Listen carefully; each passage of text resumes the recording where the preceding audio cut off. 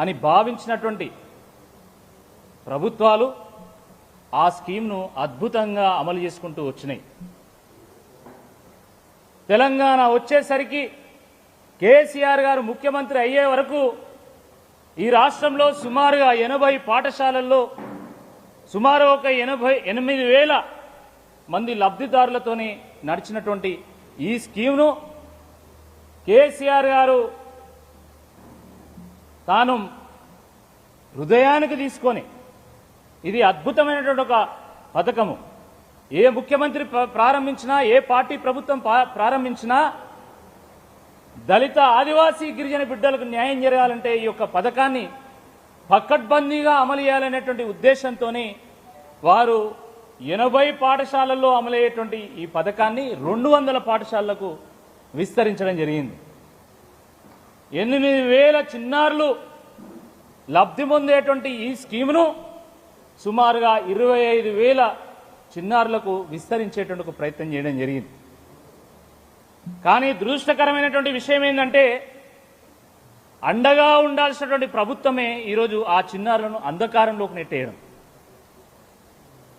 కంటికి రెప్పలాగా కాపాడాల్సినటువంటి ప్రభుత్వమే ఈరోజు ఆ చిన్నారులతోనే కన్నీరు పెట్టించడం, భరోసా ఇవ్వాల్సినటువంటి ప్రభుత్వమే ఈరోజు వాళ్ళను బజారు పాలు చేయడం నిజంగా చాలా దురదృష్టకరం, చాలా బాధాకరం. ప్రభుత్వం ఎవరి కోసం అండి ఉండాల్సింది? బీద బడుగు బలహీన వర్గాల కోసం, ఎస్సీ ఎస్టీల కోసం, గొంతు లేనటువంటి వాళ్ళ కోసం, అణగారిన వర్గాల కోసం, అన్యాయానికి గురైనటువంటి వాళ్ళ కోసం. కానీ ఈరోజు అలాంటి వర్గాలకు తీరని అన్యాయం చేసే విధంగా, చిన్న పిల్లలను రోడ్డు పాలు చేసే విధంగా ప్రభుత్వం వివరించడం ఇది అమానవీయం. ఇది పిల్లలు చూడండి, మీరు వాళ్ళ పలకలను పట్టుకొని, వాళ్ళ పుస్తకాలు పట్టుకొని రోడ్డు ఎక్కుతూ కూడా కనీసం కనికరం లేదు ఈ ప్రభుత్వం. ఇంత దయనీయమైనటువంటి పరిస్థితి ఉంటుందా అండి? రైట్ టు ఎడ్యుకేషన్ తీసుకొచ్చింది కేంద్ర ప్రభుత్వం. ఈ దేశంలో రైట్ టు ఎడ్యుకేషన్ కోసం ఎంత చర్చ జరిగిందో మనందరూ తెలుసు. కానీ ఎక్కడ పోయినాయి బాలల హక్కులు? ఎక్కడ పోయినాయి విద్యార్థుల హక్కులు? ఎక్కడ పోయినాయి ఈ దేశంలో అని అడుగుతున్నాం. దశాబ్దాల పాటు ఎస్సీలను అంటరాని వాళ్ళుగా చూసింది సమాజం, వెలివేసింది ప్రభుత్వం. కానీ ఈరోజు అదే పిల్లలను చదివించడానికి ప్రభుత్వాలు ప్రయత్నం చేస్తే ఈరోజు రేవంత్ రెడ్డి గారి ప్రభుత్వం మళ్ళీ వాళ్ళని సమాజంలో వెలివేసేటువంటి పరిస్థితి తీసుకొచ్చింది. దీనికి ఎవరు కారణం? ఎవరు బాధ్యత వహిస్తారు?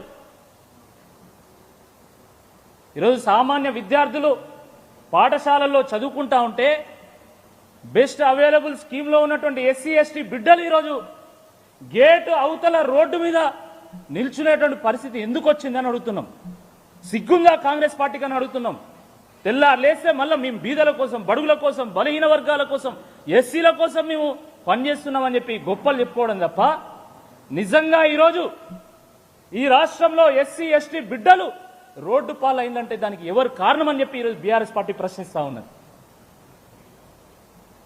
ఏళ్ల పాటు అమలైనటువంటి పథకము ఈరోజు ఎందుకు ఆగిపోయిందని మేము అడుగుతున్నాం.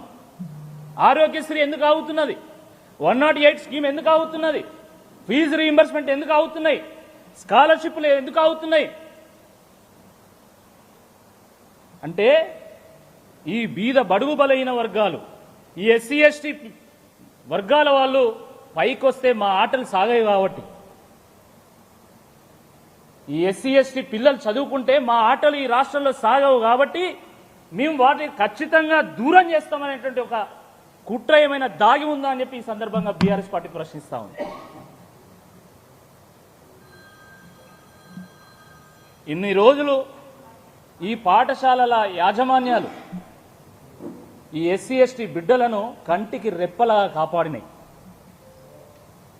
22 నెలలుగా కనీసం ₹1 కూడా ప్రభుత్వం నుండి రాకపోయినా కూడా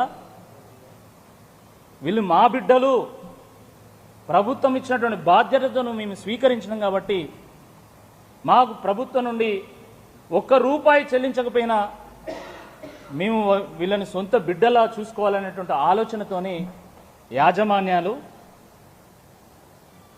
వీళ్ళను 22 నెలలుగా వీళ్ళని చదివించుకుంటూ వచ్చినాయి.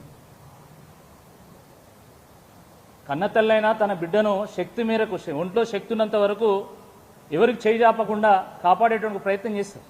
అప్పో చేసి ఆ బిడ్డలకు అన్నం పెట్టేటువంటి ప్రయత్నం చేస్తారు, కడుపు నింపే ప్రయత్నం చేస్తారు. కానీ శక్తి దాటినాక ఎవరితోనైనా ఏమవుతుంది? ఈరోజు ఆ స్కూళ్ళను నడపలేనటువంటి పరిస్థితి యాజమాన్యాలు కలిగింది. 22 నెలలుగా ₹1 ఇవ్వకపోతే 180 కోట్ల రూపాయల బకాయిలు చెల్లించకపోతే వాళ్ళైనా ఎట్లా నడుపుతారు పాఠశాలలను? సోయిందా కనీసం ప్రభుత్వానికి? ఒక్కో పాఠశాలలో 100 మంది 200 మంది చిన్నారులు ఎదుగుతున్నారు. నువ్వు 2 ఏళ్ల నుంచి ₹1 ఇవ్వకపోతే వాళ్ళైనా ఈ పాఠశాలను ఎట్లా నడుపుతారు?